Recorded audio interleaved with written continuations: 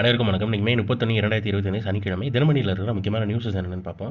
நகைக்கடன் கட்டுப்பாடுகள் ஒத்திவைப்பு. ஆர்பிஐக்கு மத்திய நிதி அமைச்சகம் பரிந்துரைன்னு தெரிவிச்சிருக்காங்க.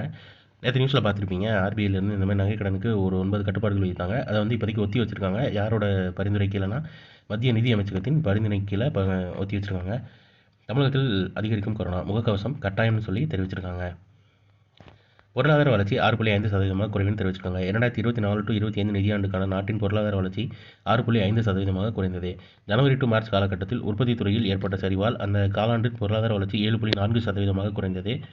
இதனால் 2024 to 25 நிதியாண்டின் ஒட்டுமொத்த பொருளாதார வளர்ச்சி குறைந்ததாக மத்திய அரசு வெள்ளிக்கிழமை வெளியிட்ட தரவுகளில் தெரிவிக்கப்பட்டதுன்னு சொல்லி தெரிவிச்சிருக்காங்க. அடுத்ததா இன்னைக்கான திருக்குறள் என்னன்றதை பார்த்துருவோம். உள்ளுவதெல்லாம் உயர்வுள்ளல், மற்றது தள்ளினும் தள்ளாமை நீட்டு. எண்ணுவதெல்லாம் உயர்வை பற்றி எண்ண வேண்டும். உயர்வு கைகூட விட்டாலும் அவ்வாறு எண்ணுவதை விடக்கூடாது அப்படின்ட்டு ஊக்கமுடைமை அப்படின்ற அதிகாரத்தில் திருவள்ளுவர் சொல்லியிருக்காரு.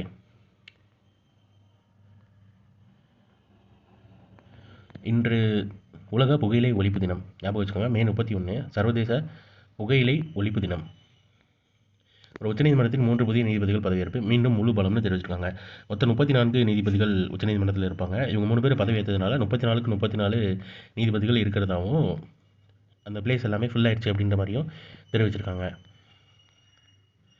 தேசிய பாதுகாப்பு அகாடமியில் 17 பெண் அதிகாரிகளுக்கு பட்டம். முதல் முறையாக வரலாற்று சாதனை தெரிவிச்சிருக்காங்க. மகாராஷ்டிரா மாநிலம் புனேவில் உள்ள தேசிய பாதுகாப்பு அகாடமி NDA 300க்கும் அதிகமான ஆண் அதிகாரிகளுடன் 17 பெண் அதிகாரிகளும் முதல் முறையாக பட்டம் பெற்று வரலாறு படைத்துள்ளனர்னு சொல்லி தெரிவிச்சிருக்காங்க. இது ரொம்ப ரொம்ப இம்பார்ட்டன்ட்டு, பார்த்து வச்சுக்கோங்க.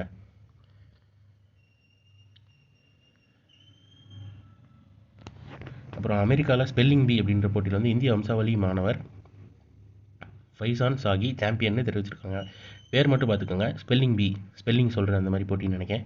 அதில் ஃபைசான் சாகின்ற இந்திய வம்சாவளி மாணவர், இவருக்கு வயது 13, சாம்பியன் மட்டும் என்றிருக்கதா சொல்லியிருக்காங்க. தமிழக புதுவை செவிலியர்களுக்கு ஃப்ளாரன்ஸ் நைட்டிங்கேல் விருது குடியரசுத் தலைவர் திரௌபதி முர்மு வழங்கினார்னு சொல்லி தெரிவிச்சிருக்காங்க.